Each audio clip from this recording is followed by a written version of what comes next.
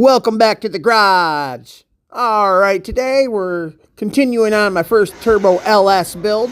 And you must do a trunnion upgrade when you're doing a good camshaft. A big socket on one side to catch the bushing, and then a small socket on the other side to push the bushing out. Bam. Well, not bushings, the old needle bearings. Now we're going to put these bronze bushings in. I'm just getting them barely started, then I'm going to close it up in the vise, push them in a little bit. This way just wasn't working the best. Squirrel!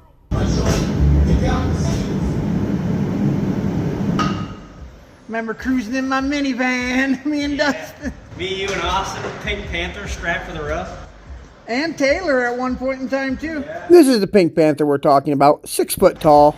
And even though I've already done a trunnion upgrade already with just 2 sockets, I didn't like it. Yeah, you want to get shit done, you got to get it done yourself. So I decided I was going to make my own trunnion install kit.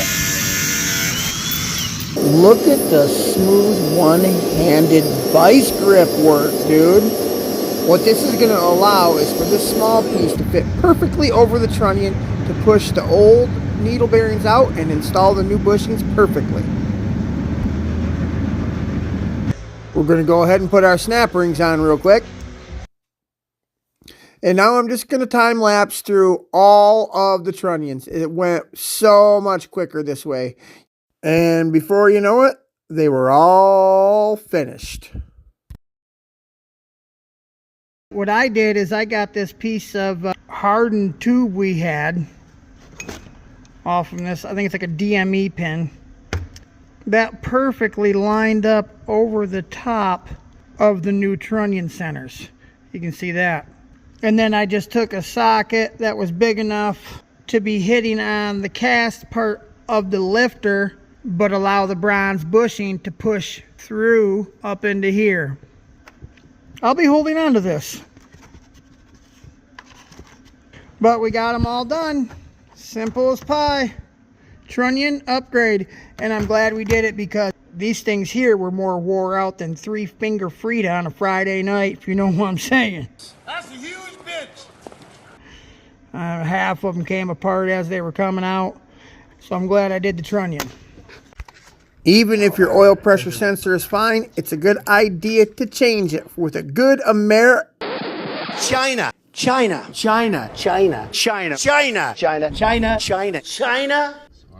With a good Chinese one. Just screw that bad daddy right in there.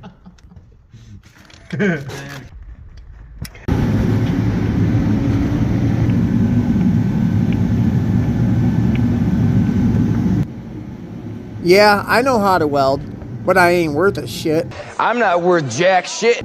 Truth is, without Dustin helping me, it would have took me twice as long and 3 times as much money. Get a hold of Cutting Edge Fab on Facebook for all of your fabrication needs.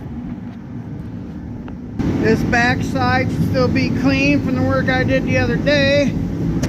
Valve grinding compound.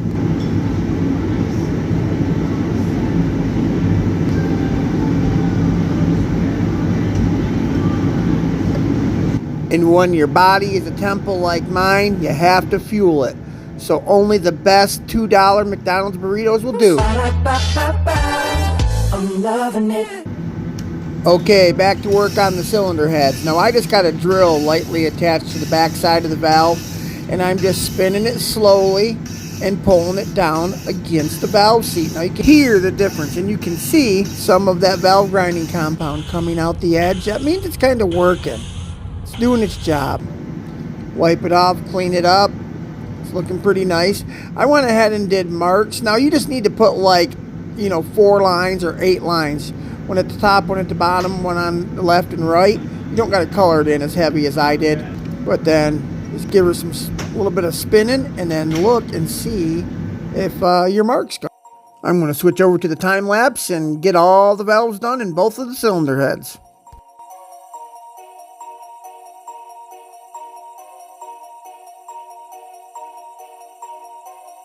And even if this is an old clapped out shit box, you still got to take the time to clean stuff up. Anything that's moving in the motor, just try to make it look as nice as you can before you reassemble it. And nice clean parts makes it really easy to find like a crack in your cylinder head or some other problem you might not see if it's covered up with oil and dirt and years of gunk. Like I said earlier, without Dustin, this project would have been tenfold harder for me. This is his plasma table. He's making a custom mount for my intercooler that will utilize the 2 factory bolts in the intercooler in order to mount it.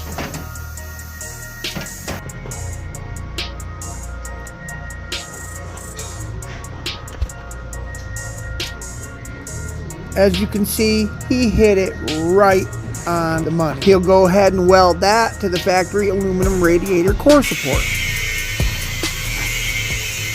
China. USA. Now I'm going to start putting these heads back together. I'm using just a simple, cheap little tool I got off Amazon. I'll drop a link on it in the description, but here it is right here. This one's only 20 bucks, and I like it because it does 2 springs at once.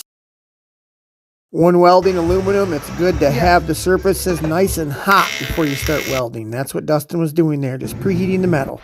Oh no. Oh no. Oh no. Oh yeah. Oh yeah.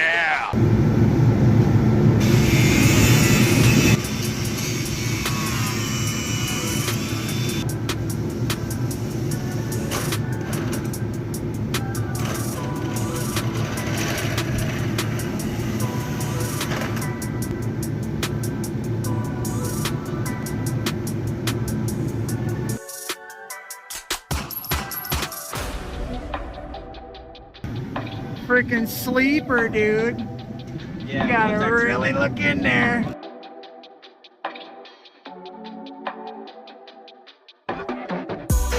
One Uncle Mike upgraded cylinder head right there, baby.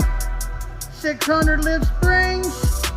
Little less than the Camaro. The Camaro's got 660s. Dual springs. These are 600 beehives. We're gonna go ahead and get a little bit of blue Loctite on the bolts for our cam retainer plate. Torque those down to spec. You didn't think I meant the Ugga Dugga, did you? My Alpine's pumping the Motown soul. Rocking to the pop, it was a Rolling Stone. Damn, it feels good to be me.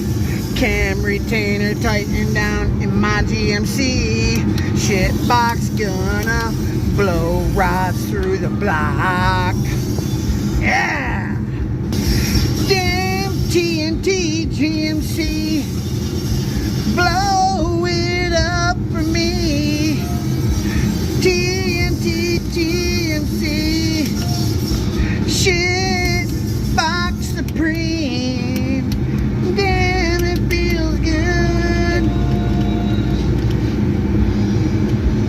Then I'm gonna go ahead and get that cam gear on and get the chain set and install the new ARP hardware and get those torqued down to spec. Now, getting the timing set on an LS is a little bit different than your standard small block Chevy. The timing marks on the cam will face down, the timing mark on the crank will face up, dowel on the cam gear in the 3 o'clock position. That's a pretty good rule of thumb. You get those heads torqued down. Dustin's welding a bung for an oil return line into the timing cover. He's having a little bit of trouble. I don't know if it's all the old junk that was built up on that timing cover or the cheap metal the bung was made out of. But he got her done. Weld it from the back side. That thing looks all pretty and ready to go onto the truck.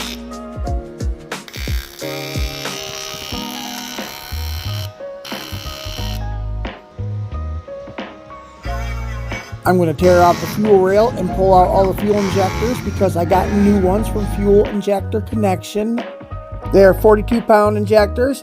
They did need a wiring harness converter, but you can get them right on their site or just get them from Amazon like I did. It ain't nothing to pull this rail and these injectors out. Just a few bolts. Just kind of pop these fuel rails up. They may be a little stuck. They've been in there for years. Inspect your fuel injectors to make sure you didn't leave an O-ring inside the injector bore on the intake.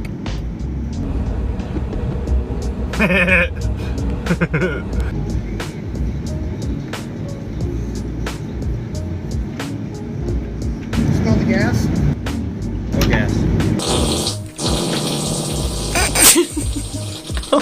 I'm just taking a rag and brake clean and running them up and down the fuel injector bores just to clean them out, make sure they're all nice and clean, so when I put the new injectors in, it's just less likely to leak. I like to lube up the O-rings on the fuel injectors just to help them slide down in the injector bore that much easier. That way you know you're not going to roll the O-ring over the tip of the injector on install. I use my Lucas assembly lube, but you can use tranny fluid, motor oil, whatever you got. WD-40, it don't matter. Well, Casey stopped up. See how me and Dustin were doing on the project. It's always nice when family members stop just to see how things are going. I'm up here torquing down the heads. We're also chopping it up, having a good time, making sure I'm doing everything right. You'll see I have my phone out, making sure I get the torque sequence right. Talk a little bit more. Dustin has his son there, Beckett. He always likes to check out the builds too. In my Camaro build, we caught some real good pictures of him sitting on the motor on the engine stand. It was very cute. On to the next side. Get this guy all torqued down. Our friend Tim stopped by. He needed an aluminum door handle welded up for a Chevy truck, I believe. He didn't realize I was turbocharging my GMC over here. He stayed and checked it out for a bit. It was good to see him.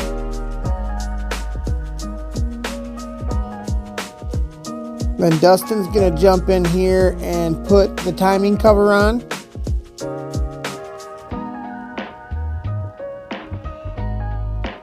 He's getting the oil line hooked up while he's down there. And then he's gonna bolt up the turbo manifold. They were really cheap on Amazon. I'll add a link. Here they are. My mom and dad even stopped in. Like I said, it's always good to see your family stopped in. My dad told my mom how much money I got into this, and she wanted to spank me like I was 3, but that's neither here nor there. I'm going to get the valve covers on. Dustin's over there tightening the turbo down. It's getting pretty close.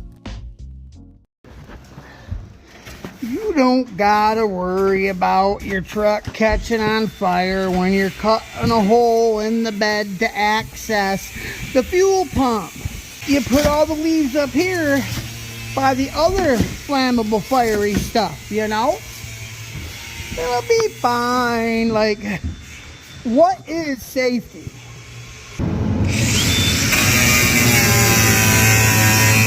Shake hands with danger. Is there a fire extinguisher?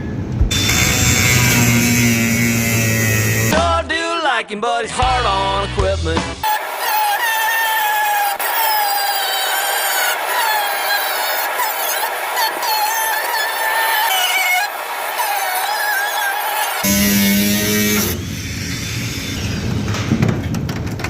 Oh, perfect! Looks like shit. Does look like shit. Pre-rusted vice grips just snatched on right to the bedside there. Alright, here's what we got here.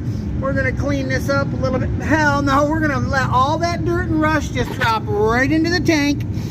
Not really give a shit about that, and just jam that freaking Hellcat pump in there and let her eat.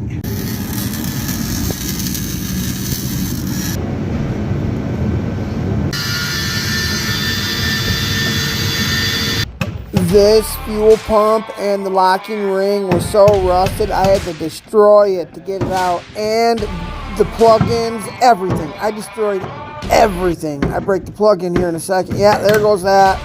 And it broke the incoming lines. Broke it all. Totally had to be destroyed to even get it out. But out she came with a little bit of persistence. Oh, or so I thought. There she is.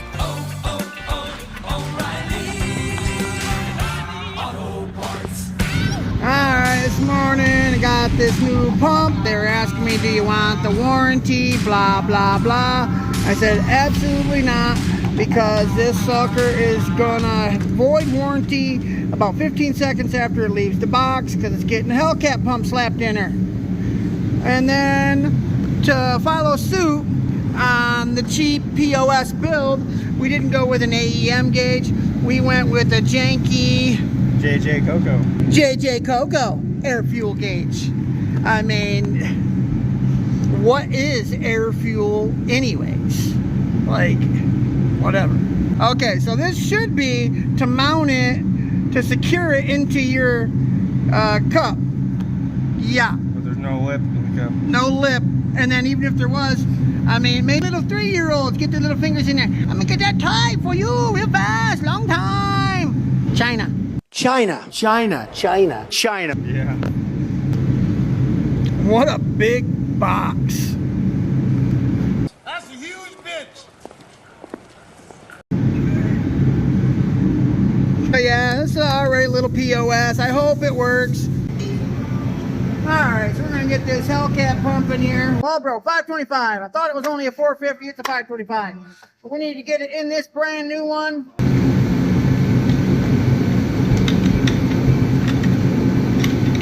I'm not unhooking that wire because it's bending, so I'm just trying to do everything out the bottom here.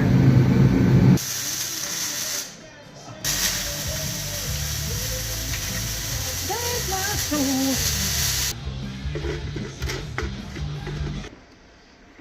Okay, that goes just like that, I do believe. Oh, and it does fit! Alright, we got that zip together. Perfect. Don't forget that. Throw that away.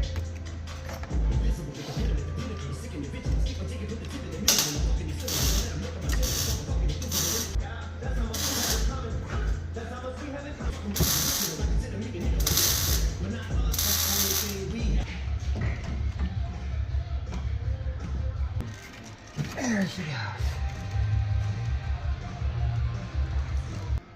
It was going tang-a-lang-a-lang-lang, ting-a-lang-lang.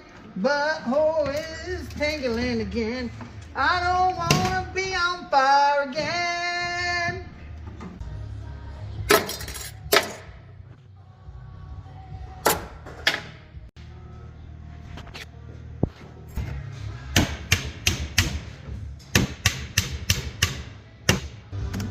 Alright, this old POS is about ready for its first fire up, and you're going to have to catch that on the next video. But here's a little teaser for you. She runs. Listen to that beautiful 6-liter LS. Thank you, Church's Precision Performance, Cutting Edge Fab, and Throttle Out Media.